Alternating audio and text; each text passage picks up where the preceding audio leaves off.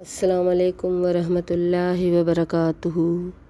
انسان کی زندگی مسلسل سفر کا نام ہے۔ اس دنیا میں آنے سے پہلے بھی ہم ایک جگہ پہ موجود تھے جہاں پر اللہ نے ہماری روحوں کو تخلیق فرمایا تھا۔ اس جگہ کو عالم ارواح کہا جاتا ہے۔ ایک مدت تک ہم اس جگہ پہ موجود تھے، پھر اللہ اپنی حکمت کے ساتھ ہمیں دنیا میں بھیجتا ہے۔ دنیا میں بھی ہم اپنا ایک وقت گزارتے ہیں اور پھر ہم مرنے کے بعد ایک جگہ چلے جاتے ہیں جس کو ہم ابدی آرام کی جگہ کہتے ہیں۔ اس جگہ کا نام عالم برزخ ہے، لیکن وہ بھی ہماری آخری منزل نہیں ہوتی۔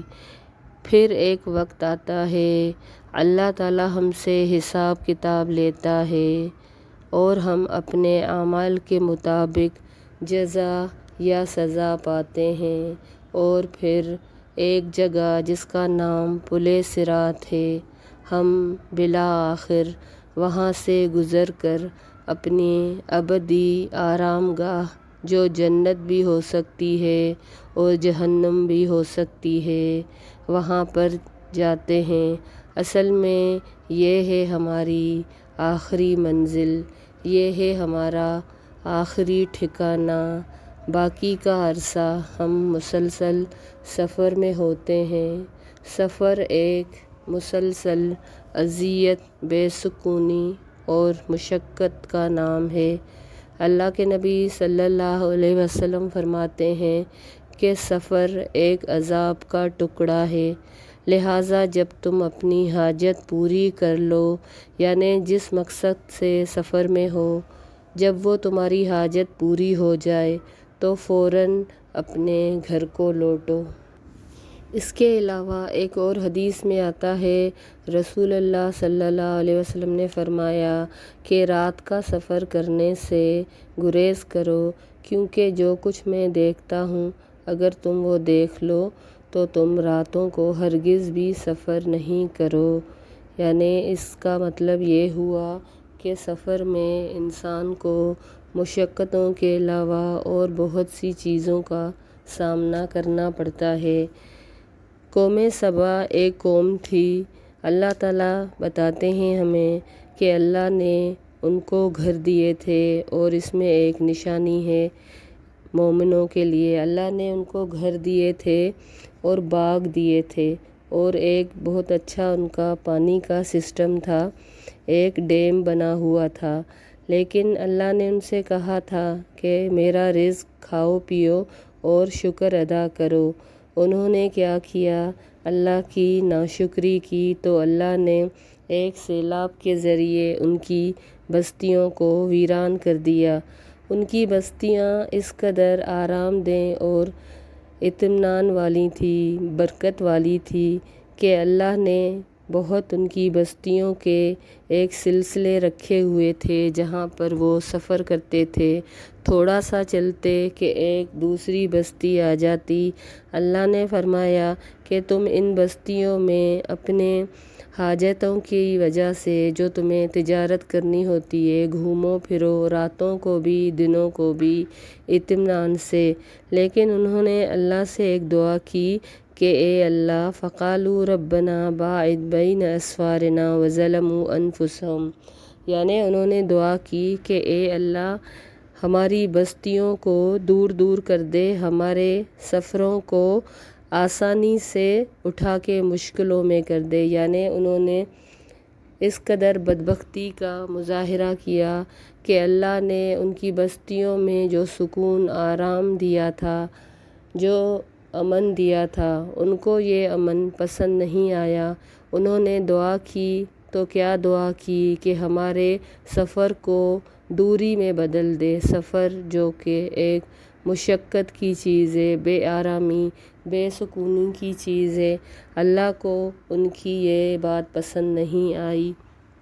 لہٰذا جب بھی ہم سفر کریں تو ہمیں دعا پڑھنی چاہیے کہ اللہ ہمارے اس سفر کو آسان کر دے، آئیے ہم سفر کی دعا پڑھتے ہیں اور اس میں موجود مفہوم کو جانتے ہیں کہ اللہ ہمارے ساتھ کس قدر مہربان ہے، کہ اللہ نے کن کن چیزوں سے ہمیں پناہ مانگنے کے لیے کہا ہے۔ اللہ اکبر، اللہ اکبر، اللہ اکبر، سبحان الذی سخر لنا ھذا وما كنا له مقرنین وإنا إلی ربنا لمنقلبون۔ اللہم انا نسألک فی سفرنا ھذا البر والتقوی ومن العمل ما ترضی۔ اللہم ھون علینا سفرنا ھذا واطوِ عنا بعدہ۔ اللہم انت الصاحب فی السفر والخلیفۃ فی الأہل۔ اللہم انی اعوذ بک من وعثاء السفر وکآبۃ المنظر وسوء المنقلب فی المال والأہل۔ سب سے پہلے تو ہم اللہ کی بڑائی بیان کرتے ہیں اور اس کی پاکائی بیان کرتے ہیں کہ جو اللہ اس سواری کو ہمارے لیے مسخر کرتا ہے یہ ہمارے قابو میں آتی ہے، یعنی وہ جانور ہو یا گاڑی ہو یا جہاز ہو، اور پھر انسان کہتا ہے کہ ہم اگر اس سفر میں ناکام ہو جائیں، ہماری جان چلی جائے تو اے اللہ ہم تیری طرف ہی لوٹنے والے ہیں۔ پھر دیکھیں ہم کیا دعا کرتے ہیں کہ اللہ ہم تجھ سے سوال کرتے ہیں کہ اس سفر میں نیکی اور تقوی کو ہمارا زاد راہ بنا، اور کوئی بھی ایسا عمل نہیں ہو جس سے تو ناراض ہو جائے بلکہ راضی ہو جا۔ اے اللہ ہمارے اس سفر کو ہمارے لیے آسان فرما اور اس کی دوری کو ہمارے لیے آسان کر دے، یعنی اس کی دوری کو چھوٹا کر دے، ہم پر اس کی مشقت کو کم کر دے۔ اس کے علاوہ ہم اللہ سے دعا مانگتے ہیں کہ اے اللہ ہم تو سفر کے لیے نکلے ہیں، تو ہمارے سفر میں تو ہی ہمارا مالک اور تو ہی ہمارا رب ہے جو ہماری حفاظت کرتا ہے، اور پیچھے جو ہم اپنے گھر والے اپنے پیارے چھوڑ کے آئے ہیں ان کا بھی تو جانشیں یعنی ان کی بھی حفاظت فرما۔ اور ہم اللہ سے پناہ مانگتے ہیں کہ سفر میں ہمیں وہ چیزیں نہ دکھا جو بری ہیں، جو بلائیں، جو جس طرح کی بھی آفات ہیں، قدرتی ہوں یا مصنوعی ہوں، کوئی جنات، کوئی عصیب، کوئی جادو، کوئی بارش، کوئی بجلی، ان ساری چیزوں سے ہمیں پناہ دے، اور اس چیز سے بھی کہ اس سفر میں جو ہم نکلے ہیں، جو دل میں ہم خواہش حاجت لے کے نکلے ہیں، اگر ہم تجارت کے لیے نکلے ہیں یا ہم کسی ذاتی مقصد کے لیے نکلے ہیں، مقصد جو بھی ہو مگر ہم ناکام نہیں لوٹیں۔ کبھی کبھی ایسا ہوتا ہے ہم ایک حاجت لے کے تجارت کی ہو یا کوئی بھی سبب جس کے لیے ہم نے سفر اختیار کیا، ہمارا وہ سفر مقصد پورا حاصل نہیں کر پاتا، یعنی ہم ناکام لوٹتے ہیں، تو ہم اللہ سے پہلے ہی دعا کرتے ہیں کہ اللہ ہمیں اس ناکامی سے بچا۔ پھر نبی کریم صلی اللہ علیہ وسلم سفر سے واپس آتے تب بھی یہ دعا کرتے، لیکن ساتھ میں کہتے آئبون تائبون عابدون لربنا حامدون، یعنی اے رب ہم تیری طرف لوٹنے والے ہیں، توبہ کرتے ہوئے ہم تیرے ہی عبادت کرتے ہیں اور تیری ہی حمد بیان کرتے ہیں۔ اسی طرح نبی کریم صلی اللہ علیہ وسلم کسی بستی میں داخل ہوتے تب بھی یہ دعا مانگتے، اور اس کے علاوہ مقیم بھی مسافر کے لیے دعا کرے۔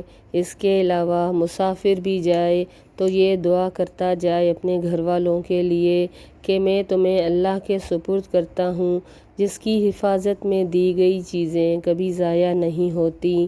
پھر گھر میں رہنے والے مسافر کے لیے دعا مانگے کہ میں تمہارے دین، تمہاری امانت، تمہارے اعمال کے نتائج کو اللہ کے سپرد کرتا ہوں۔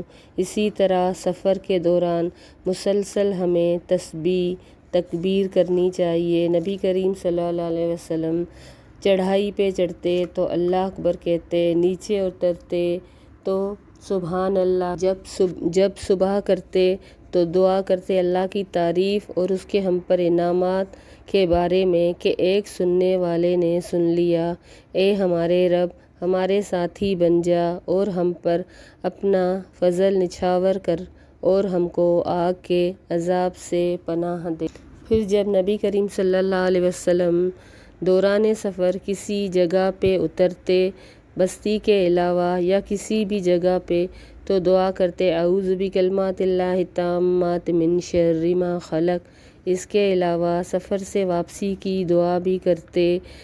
نبی کریم صلی اللہ علیہ وسلم سفر سے واپسی پہ یہ دعا کرتے، لا الہ الا اللہ وحدہ لا شریک لہ، لہ الملک و لہ الحمد وہو علی کل شیء قدیر، آئبون تائبون عابدون لربنا حامدون، صدق اللہ وعدہ ونصر عبدہ وہزم الاحزاب وحدہ۔ اور انسان کا جیسے ہی سفر ختم ہو جائے تو وہ فوراً اپنے گھر کو جائے، کیونکہ گھر میں ہی انسان سکون پاتا ہے، اور زندگی کا بھی سفر اسی طرح ہی گزرتا جائے اور ہم اللہ کی بارگاہ میں، اللہ کی جنتوں میں اسی طرح کامیاب ہو کے جائیں جیسے ہم چاہتے ہیں کہ دنیا کے کسی بھی سفر میں ہم ناکام نہیں ہوں، ہم کامیاب ہو کے اپنی حاجت پوری کر کے ہم اس سفر سے اپنے گھر کو لوٹیں، تاکہ ہمارے اہل بھی خوش ہوں اور ہم بھی خوش ہو جائیں۔ اللہ بھی ہمیں جنتوں میں اسی طرح پہنچائے جہاں پر ہمارا سفر اختتام کو پہنچتا ہے، اور ہم سے ہمارا رب وہاں پر راضی ہو جائے اور اپنے دیدار سے ہمیں اور زیادہ راضی کر دے۔ آپ سے گزارش کی جاتی ہے کہ اس چینل کو سبسکرائب کریں، لائک کریں، شیئر کریں۔ السلام علیکم ورحمۃ اللہ وبرکاتہ۔